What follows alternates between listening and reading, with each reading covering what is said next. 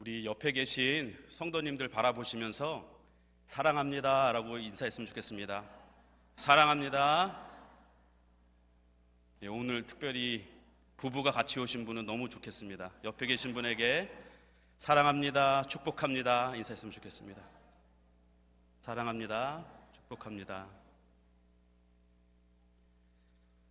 제가 설교 말씀을 전하기 전에 저기 뒤에 앉으면서 갑자기 꼭 전해야겠다는, 말해야겠다는 생각이 들어서 이 생각이 났습니다. 제가 중고등학교 시절에, 지금도 그렇지만 잠을 참 좋아합니다. 잠을 잘 자고 자는데 부모님은 항상 4시 반, 4시, 5시 전에 항상 일어나셔서 새벽 기도를 가십니다.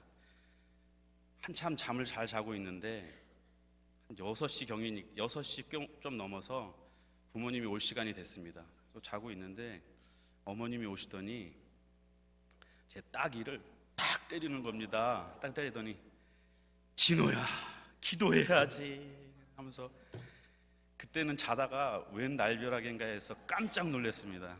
그때는 이해가 안 됐습니다. 왜, 무슨 마음인지, 나에게 화난 일이 있었나 깜짝 놀랐는데, 그때는 이해는 되지 않았지만 지금은 이해가 됩니다. 저를 미워해서도 아니고, 기도하는 아들로 키우고는 싶은데 자고 있으니 얼마나 답답했는지 그렇게 표현한 것 같습니다. 지금은 충분히 이해하고 어머니의 마음을 아는 것 같습니다. 오늘 말씀을 보게 되면 베드로의 질문으로부터 시작되었습니다. 21절에 보게 되면 베드로가 주여, 형제가 내게 죄를 범하면 몇 번이나 용서하여 주리이까? 라고 질문을 하고, 자신이 질문하고 이렇게 대답합니다. 한 번도 힘들 텐데 2번, 3번, 많아야 4번, 5번, 자신이 할 수 있는 최고치 5번, 좀 더 쳐서 한 7번, 자신이 할 수 있는 최대치의 최대치를 쳐서 7번까지 하오리까? 질문을 하니까 이에 예수님께서 대답합니다. 너가 생각하는 그 최대치, 그 이상 7번뿐만 아니라 7번을 70번까지라도 할지니라 라고 말합니다.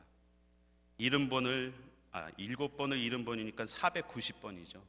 문자적으로 490번을 카운트하라는 것이 아니라 485번, 486, 487 이렇게 해서 490까지 채우라는 것이 아니라 끊임없이 계속해서 용서하라고 말씀하신 것입니다.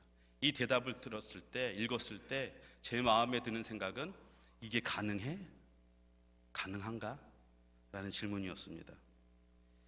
한 번도 용서하기 힘든데 똑같이 잘못하는데 2번, 3번, 이건 아닌데 가능한가? 라는 질문을 하게 됩니다. 아이들을 키워보시는 분은 더 잘할 것입니다. 똑같은 잘못을 계속 반복하게 되면 쌓이다가 나중에는 그냥 반복되기 전에 미리 혼냅니다. 이게 가능해? 라는 질문에 이 자리에 계신 분 중에 어떤 분은 가능하지요 라고 대답하는 분도 있을 수 있을 것 같습니다. 제가 남편이랑 결혼한 지 20년이랑 30년이 됐는데, 하루에 한 번을 용서했다 치면 1년이라도 360번이고, 제가 20년에서 30년을 살았으니까 수천 번에서 10,000번 이상을 용서했을 것입니다. 하루에 2번, 3번 용서했으면 몇만 번이 되었을 것입니다 라고 대답하실 수 있는 분도 여기에 많이 계실 줄 생각이 됩니다. 하지만 오늘 읽은 말씀 중에 35절에 너희가 각각 마음으로부터 형제를 용서하지 않으면, 마음으로부터 정말 용서했는지를 질문하신다면, 이게 가능해? 라는 이 질문에 예스라고 대답할 수 있는 분이 여기에 많지 않을 것 같습니다. 이게 정말 가능할까? 라는 물음이 있었는데, 마침 23절에 그러므로 이러한 이유로, 이게 가능해? 라는 질문과 함께 이러한 이유로 그러므로 천국은 그 종들과 결산하려 하던 어떤 임금과 같으니 라고 말씀하시면서 예수님은 천국에 대한 비유를 하십니다. 그러므로 35절, 우리가 읽은 35절, 마음으로부터 형제를 용서하지 아니하면 이렇게 결론을 맺고 있는데, 그래, 우리가 이 내용을 읽으면서 용서해야지. 우리가 받은 것의 100분의 1이라도 닮아서 용서해야지. 내가 받은 용서를 기억하면서 나도 용서하는 삶을 살아야지. 또 어떠한 마음으로 또 몇 번이나 어느 정도까지 용서해야지. 그런 교훈만을 우리 마음에 갖는다면 오늘 읽은 본문을 제대로 잘 이해한 것이라고 말하기 어렵습니다. 내가 여기까지 용서해야지. 이것까지만은 내가 용서할 수 있을 것 같아. 몇 번 정도는 더 용서할 거야 라고 본인의 한계를 정하는 순간 늘 천국의 탈락자가 됩니다. 예수님은 비유를 통해서 천국에 대하여 말씀하고 계십니다. 이 비유는 천국을 보여주고 있습니다. 우리가 읽은 32절에 이에는 그때를 말하고 있습니다. 그때에 주인이 그를 불러다가, 그때는 바로 이 주인 임금이 자신의 종 중에 하나가 행한 일들을 그 종의 동료들로부터 다 듣고 그 주인이 임금이 그 소식을 들었을 때, 나의 종이 어떤 일을 행하였는지를 들었을 때입니다. 그 이야기는 그 전절에 계속 나와 있는데 비유의 이 주된 내용입니다. 용서에 관한 내용인데 우리가 너무나도 잘 알고 있는 내용입니다. 잠시 그 내용을 살펴보게 되면 결산하는 주인 임금에게 1만 달란트를 빚진 자가 있습니다. 그래서 그 종은 당장 갚을 돈이 없을 뿐만 아니라 자신의 몸과 그 아내, 자식, 그가 가진 모든 소유를 다 팔아도 갚을 수 없는 그런 상황에 놓여 있습니다. 그래서 그 상황을 인지한 그 종은 엎드려, 오늘 말씀을 보게 되면 엎드려 절하며 라고 나와 있습니다. 여기서 절하며는 경배한다는 그 단어입니다. 엎드려서 더 바짝 누워서 그 종 앞에 경외하는 마음으로 간청을 하게 됩니다. 자신의 목숨도 아내와 자식도 자신을 포함한 모든 사람의 겉옷까지도 다 빼앗겨도 할 말이 없는 이 상황 속에서 어쩌면 눈물을 흘리면서 간절하게 간청했을 것입니다. 뭐라고 간청합니까? 내게 참으소서. 내가 당신에게 다 갚으리이다. 내게 참으소서. 내가 갚겠습니다. 다 갚겠습니다 라고 말하고 있습니다. 참고로 이 종이 빚진 1만 달란트, 이 1만 달란트는 정확하게 우리가 추정하기 어렵습니다. 그러나 우리가 체감하기 위해서 설명을 드리자면 몇백억 그리고 몇천억을 넘어서는 조 단위로 넘어갑니다. 그 차이는 어느 정도 있겠지만 조 단위로 넘어가는 그 양이고, 또한 그 당시 유대민족 전체가 로마에게 1년 동안 바쳤던 그 세금보다도 훨씬 더 많은 금액이었다고 말합니다. 이 금액이 얼마나 큰지, 그리고 개인으로서는 도저히 갚을 수 없는 큰 금액임은 분명해 보입니다. 그런데 이 갚을 수 없는 금액을 내가 다 갚겠습니다 라고 종이 말합니다.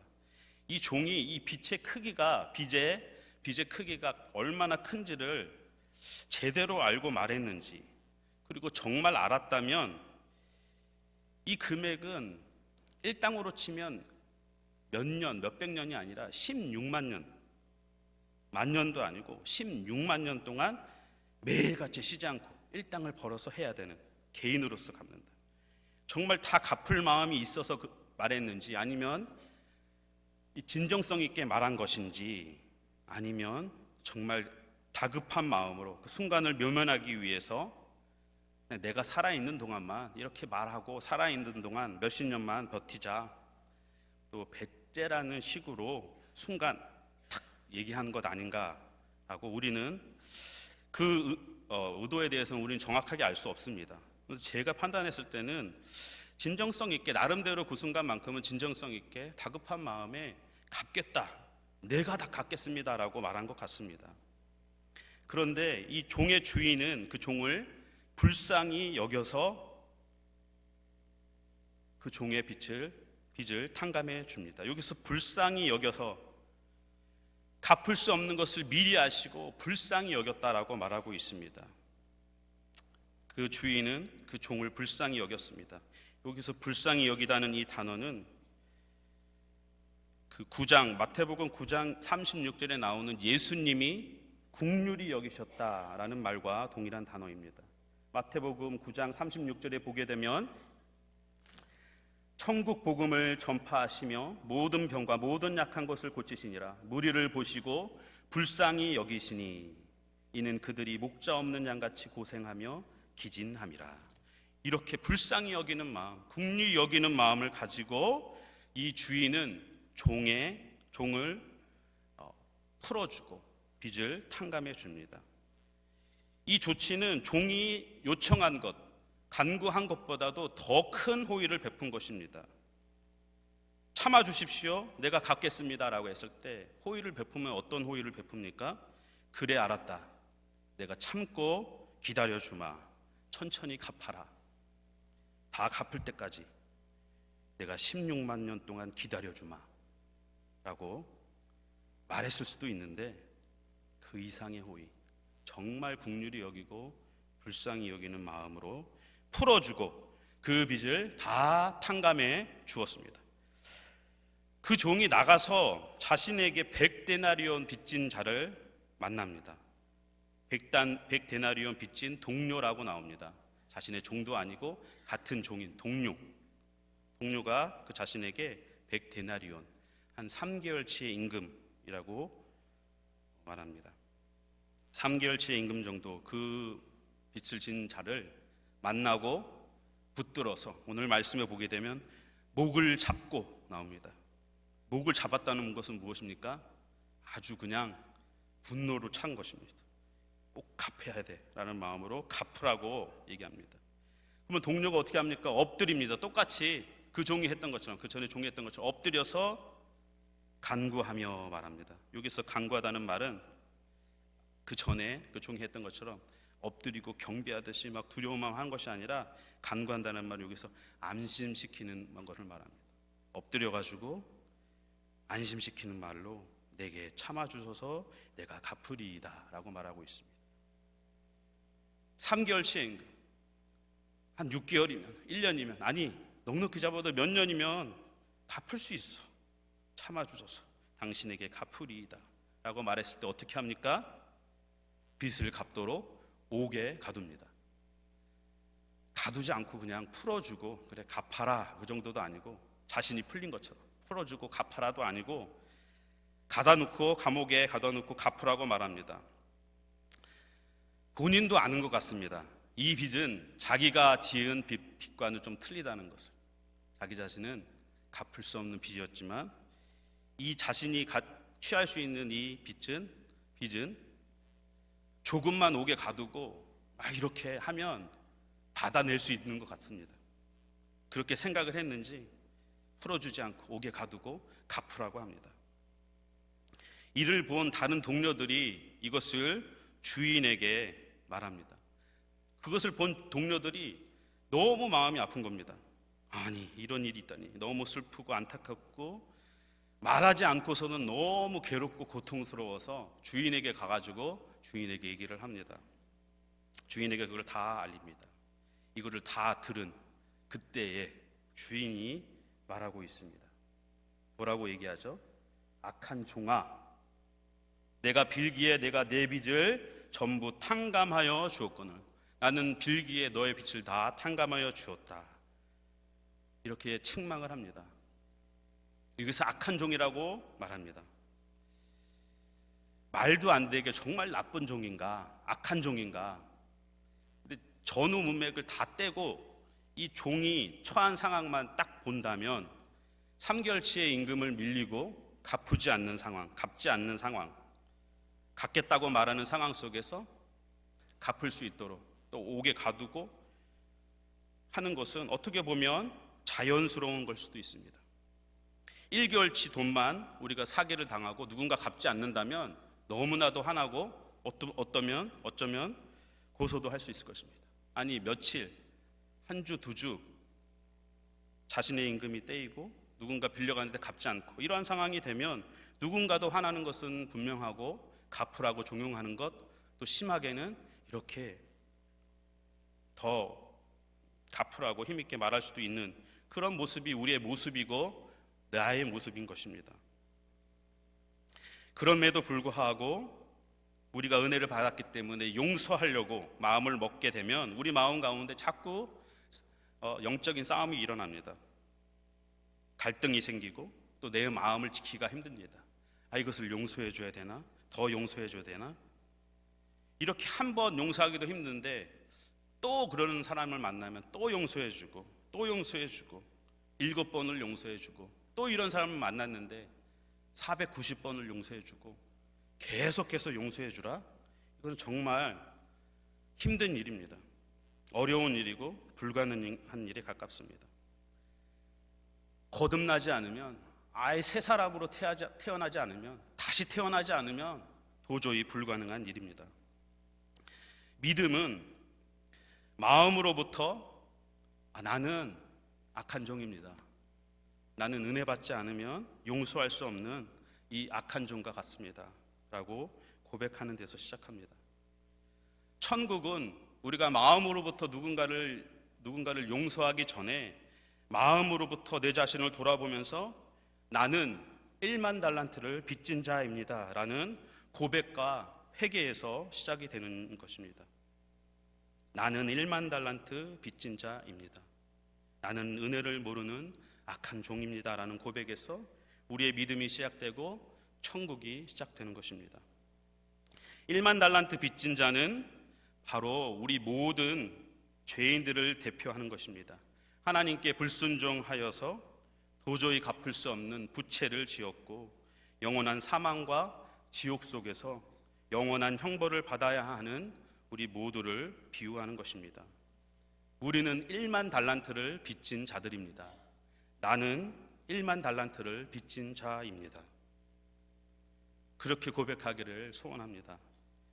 우리는 무엇에 빚진 자인지를 잠깐 살펴보기 원합니다.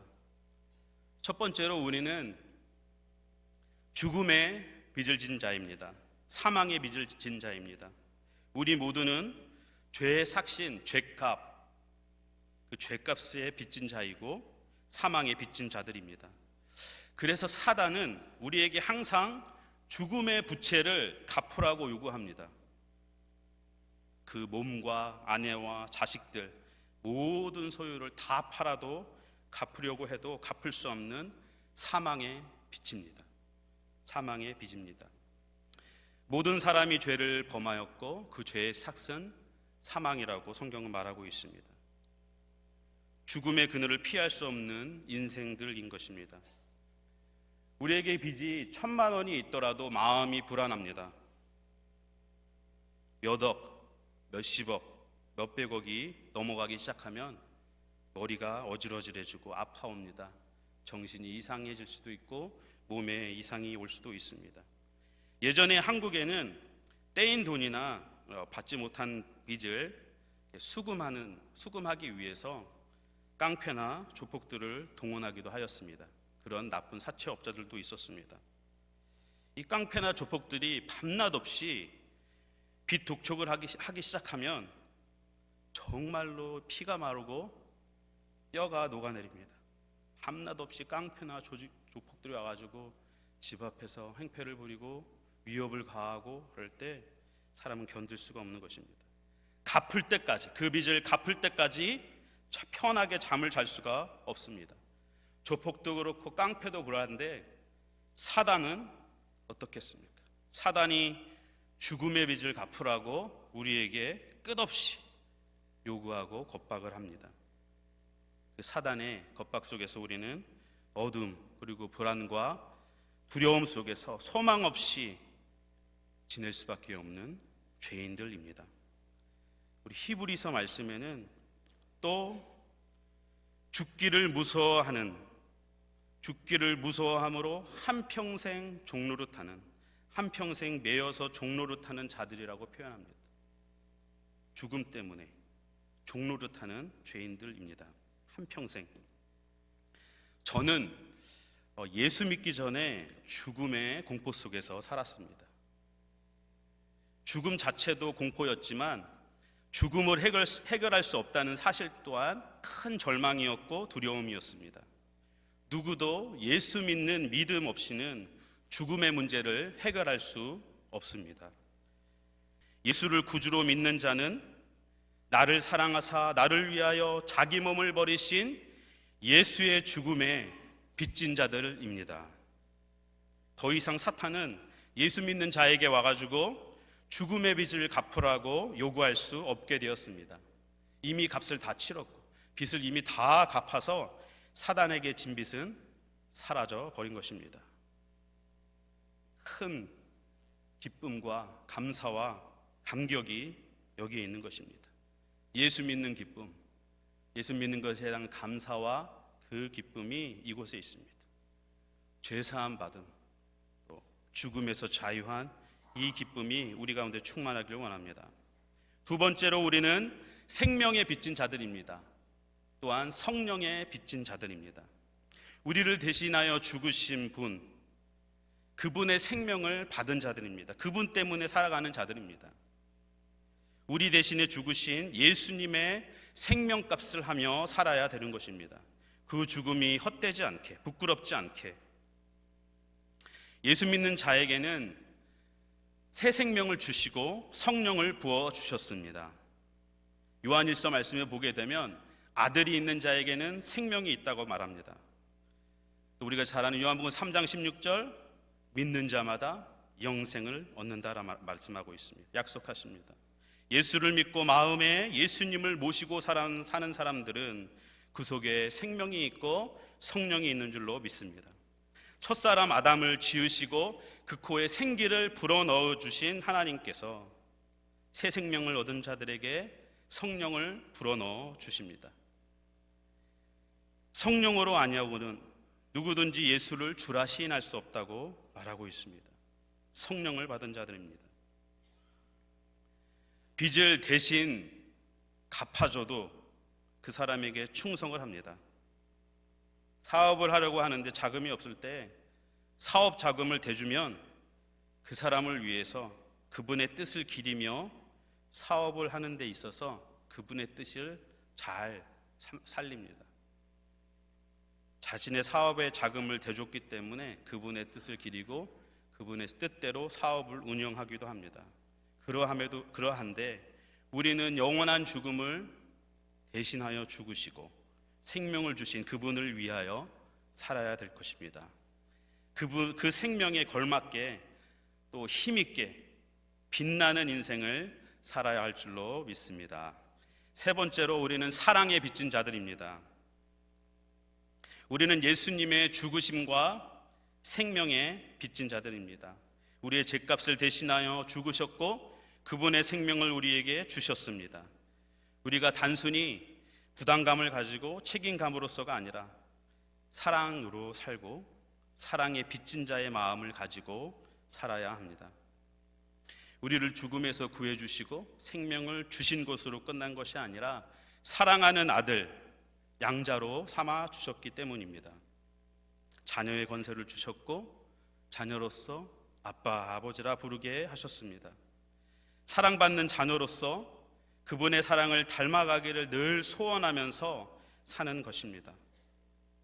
조금은 느리고 조금은 더디고 부족하고 때로는 연약할지라도 그분을 닮아서 사랑하며 용서하며 살아가야 하는 사랑의 빚진 자입니다.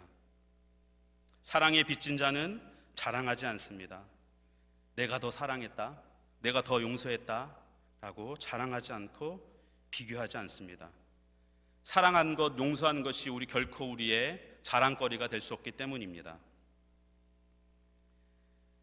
우리 아이들에게 서로 사랑해라, 용서해라 이런 말도 하긴 하지만 아이들에겐 참 어렵습니다. 사랑, 용서.